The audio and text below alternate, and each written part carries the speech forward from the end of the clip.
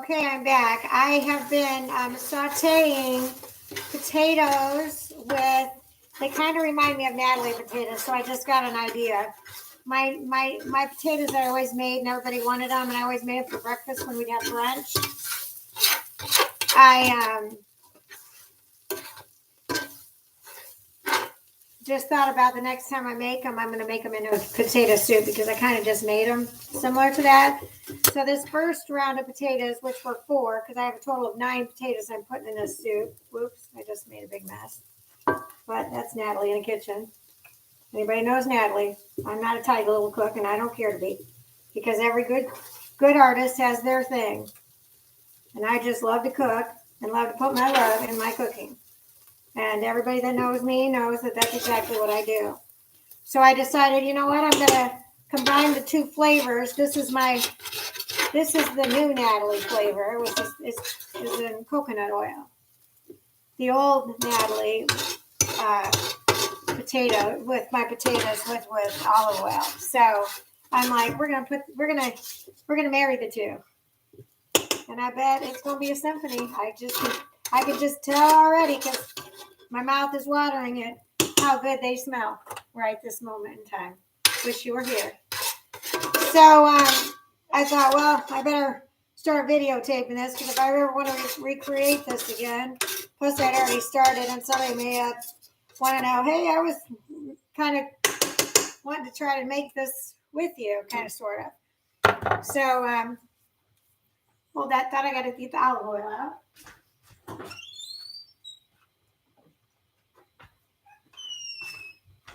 Additional extra. That smells good. And I don't always go crazy with olive oil, just enough to coat the pan is usually all you need. So I'm going to do the same thing with this that I did with the last one. I've already cooked the potatoes, so I'm just frying them up. That's what makes it so much fun. I already boiled the potatoes. Oh, this is going to be nice on my skin.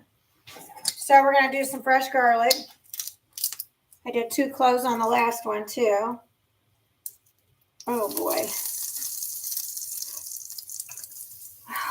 I got too big of a piece of garlic in there, so hang on, I got to cut it.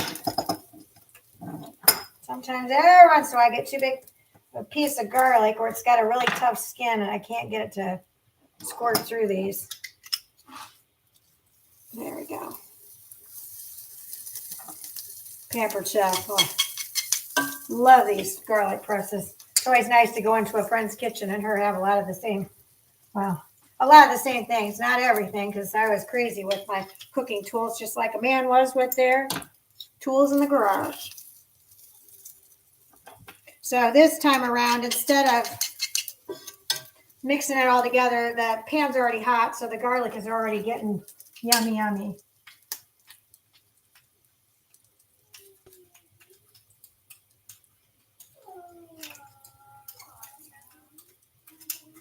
So even though I've got the pan off, it looks pretty yummy. It's all nice and browning up. That's what I like about cooking, is you just keep making stuff up as you go along. Who says everything's got to be in its perfect place or whatever? Oh, that'd be man. Don't get me wrong. I like to watch those cooking shows, but let's just be realistic. Who cares if everything's cut in the exact same perfect spot, whatever? Give me a break. That's just the stupidest thing I ever heard. I'd rather go to a restaurant and every single onion or whatnot be all different sizes, because that shows their uniqueness of how they like to cut their onion. They didn't like to cut it the normal traditional way. I don't know, but that's just me. That's why I like everybody to do their own thing. That's why I thought it would be fun with this Operation Red Riding Hood for people to share their love of the kitchen, and maybe their love isn't in the kitchen. Maybe their Red Riding Hood basket might be something else. Maybe not be food related at all. Maybe be about gardening. I don't know. It could be just about devotions. It could be anything. But everybody's got to eat, so why not share when you have an abundance? And I mean, what household in America, unless you're the Dibleys, being honest, doesn't have leftovers? And I'm pretty sure they do too, because they cook for an army. Just saying. I don't know any Italian family that doesn't. Just saying. So I'm cutting up another onion that I'm going to add on to the already browning, which the cast iron skillet, cast iron, because why? I get my iron in my system naturally. That's the way I look at it. I cook in it every day that way. So even though the burner's off, it's going to cook a little bit and caramelize in a hot pan. That's with olive oil. In fact, I'm going to close up this coconut oil. I don't know that I'm going to need it anymore. Try to get it out of my way just so I don't grab the wrong stuff. I really want to see these two flavors unite. And I just came up with it as I'm doing this live. So, but I just don't want to forget anything. So I'm like, well, if I just keep going with my video, I didn't want my memory to run out of my computer either, because I haven't taken it off my laptop and I've been using it a lot. So I thought, better go live, and that'll make it a lot easier.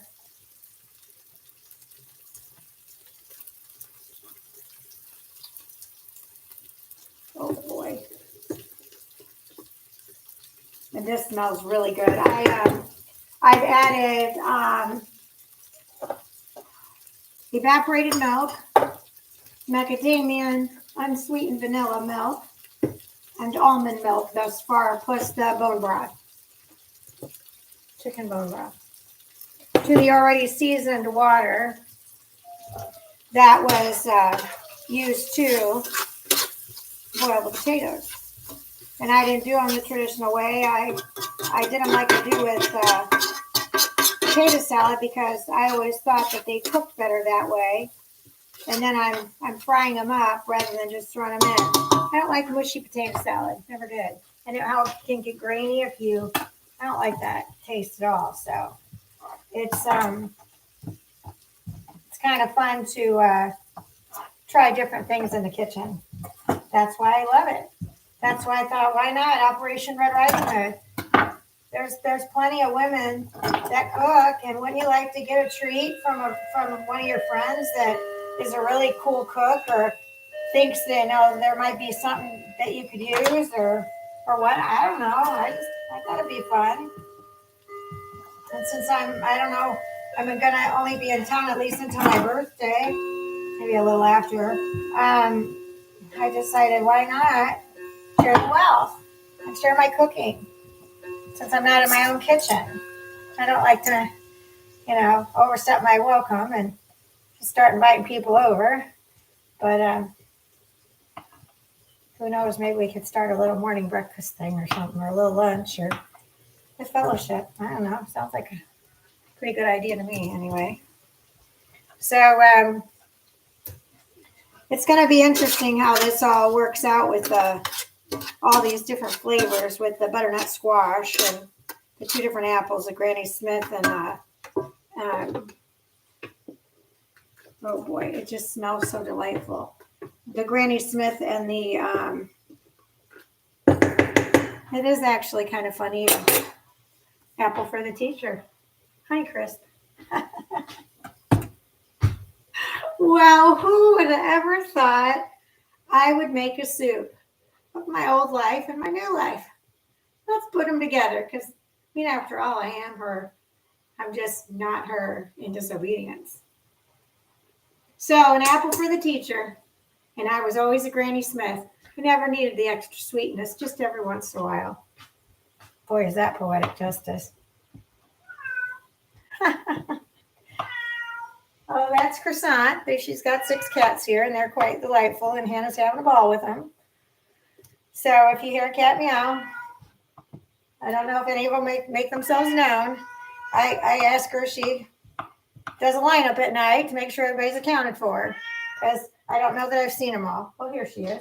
You gonna come say hello, Josie? Yeah? Want to say hello? She's walking around on the floor, but she wants to go outside. Mom says no. So anyway, when you think of this soup, oh, I'm going to have a good name for it. Oh boy, this soup just got better when I started realizing my two worlds were colliding into one soup with a little extra spices and not even spices yet, actually, with the things my body needs. Cinching up some more nut sacks on the way. Definitely has to have nuts in it. And it does because it's got already macadamia nut milk and almond milk. And coconut oil.